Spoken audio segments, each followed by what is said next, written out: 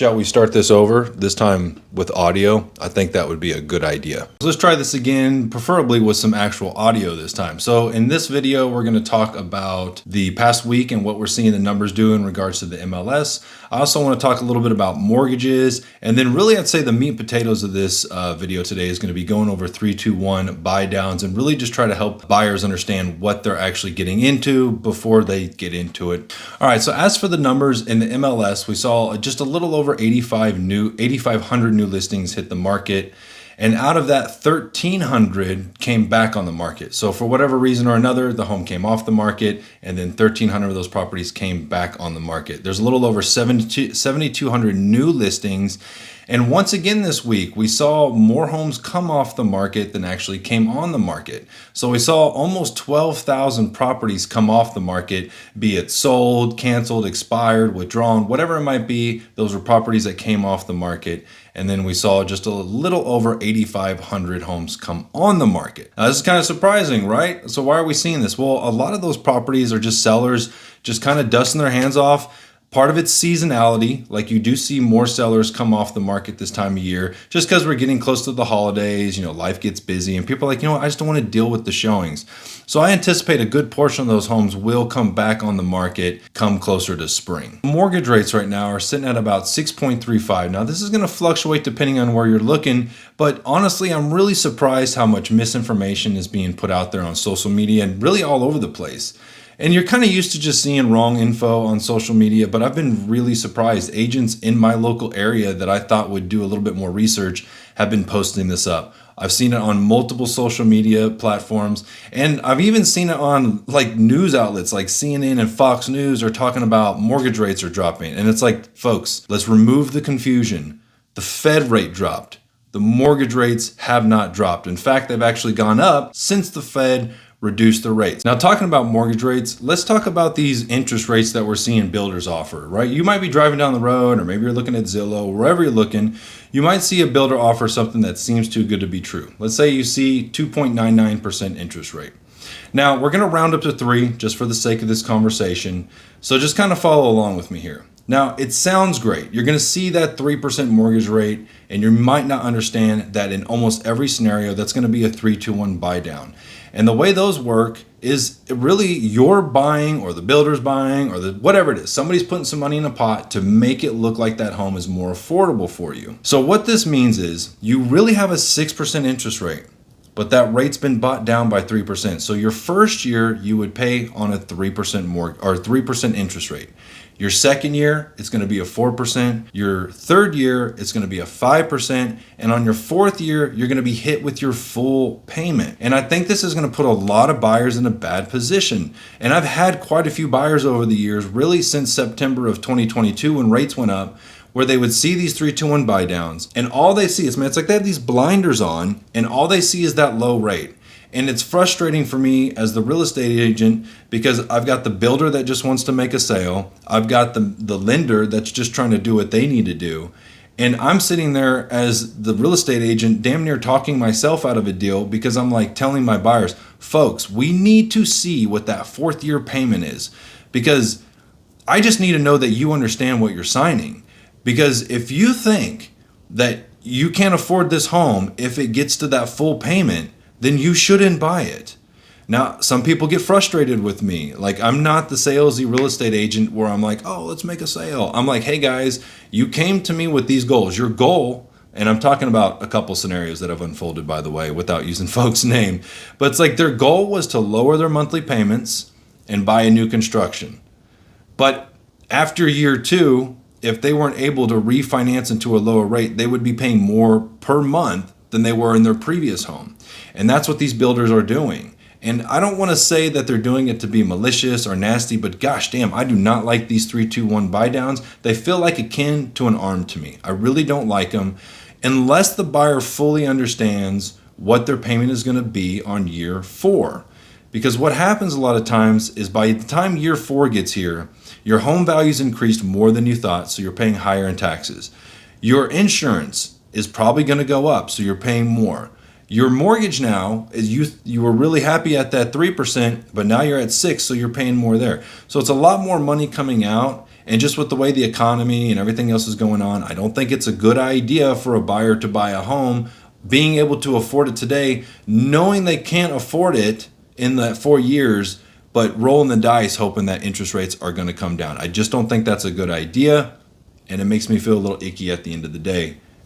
So, I at least want you to know what you're signing before you move forward. Now for sellers, if you live in a neighborhood where there's a lot of new constructions or new constructions relatively close, then you need to understand that you are competing against some very steep competition. The good thing is if you've bought the home, I would say pretty much early 2021 or newer or older rather, then you should be okay. You should have enough equity in that you're going to be able to get the property sold and not be upside down.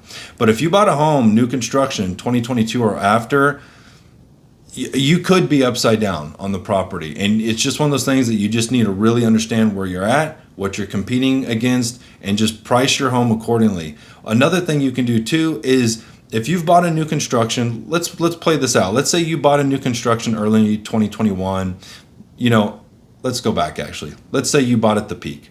Let's say you bought in the middle of the summer, July 2022, right after that rates went down, right?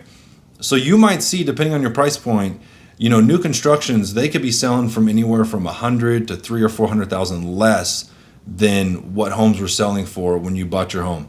And if you're in that position, understand the spread's going to be different, right? If you're in a neighborhood where the average price point is $1 million, then you might take a $200,000 hit. If you're in a neighborhood where the price point on average is about $350,000, you might be taking, $20,000, $30,000, $40,000 hit. It just depends.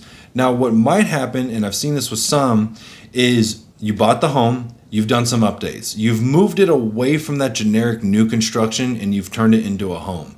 But I don't see the seller leaning into that, right? They're not showing off the features that they put into the home, or maybe even some of the goodies that the builders put in. But let's be real honest, the builders weren't doing shit during that time. They were pretty much like, take this in a bag of farts or go away.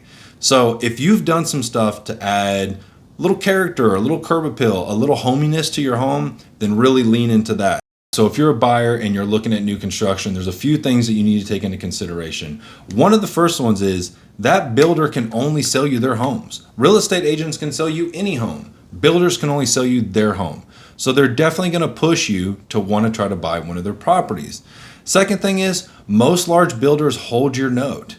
So not only are they going to make money off the sale of the home, but they're going to make money off the mortgage as well. Another thing, I feel like a lot of buyers forget this. That sales rep, whatever they want to call themselves, I just say sales rep of the builder, they work for the builder. There's no fiduciary duty to you. And in fact, in a lot of situations, you think about this. If you were a sales rep, who would you care more about? The consumer or your employer? Draw the line right there. There's no fiduciary duty to you as their client. Their obligation is to their employer, whom is the builder. Now, keeping in mind that the sale rep is not going to represent you, you want to have a real estate agent that can represent you. And when I say represent you, I mean help you through the whole process. So there's a few different, I would say, groups of agents I would try to avoid personally if it were me. One would be your part-timers, like your buddy, your relative that just kind of dabbles in this because they have nothing else to do. Probably wouldn't use them. Also, another one is going to be, and this is a new one I'm starting to see, is these social media like over the top, bubbly, just always happy type agents. I notice a lot of times with these type of agents, when you as a buyer go under contract with them, meaning you'll sign the buyer rep and then you'll go and meet the builder and then you go under contract with the builder. That agent a lot of times just passes you off to a contract coordinator or somebody else in their pipeline that just kind of handles you, and you don't really hear from that agent very much until the closing, if you're lucky. You need somebody that really understands the new construction process. They need to have a little knowledge of everything: plumbing, electrical work, sheetrock, concrete, like when to pour, when not to do, when should you do flat work, when should you not do it. And not really so much to argue with the builder, but also to be there to catch mistakes if they're made, but also to help you through the process, just so you kind of understand what takes place as the home is being built. And you want an agent that's going to be there for almost all the inspections that you're meeting with the builder as well. Oh, I don't want to use an agent because I want to save the commission. Now, one thing I learned from listing builder homes is the buyer agent commission oftentimes is allocated as a marketing expense. Now, I don't want to nerd out into this in complete detail, but when I've sold land to developers and they're sitting down with the cities, they have to break down where all this money is going to go. And a lot of this has gone into effect since 2008. Once again, I'm not going to nerd out too long because I don't want the video to be incredibly long, but just understand that the vast majority of builders have a pot of money set aside that they use as a marketing expense, and that's where the commissions come from. So you're really not going to save any money by trying to skimp on getting that representation. Outside of like high-end luxury properties, that's where it's a little bit different. You get some of these high-end luxury builders that only build 4, 5, 6, or 7 homes a year. Well, that's a different scenario. I'm talking about your average buyer right now. Folks, so that's the end of the video. Hope you enjoyed. Check in next week. Next week, I want to break down values and actually get a good idea of what the average homeowner is looking at.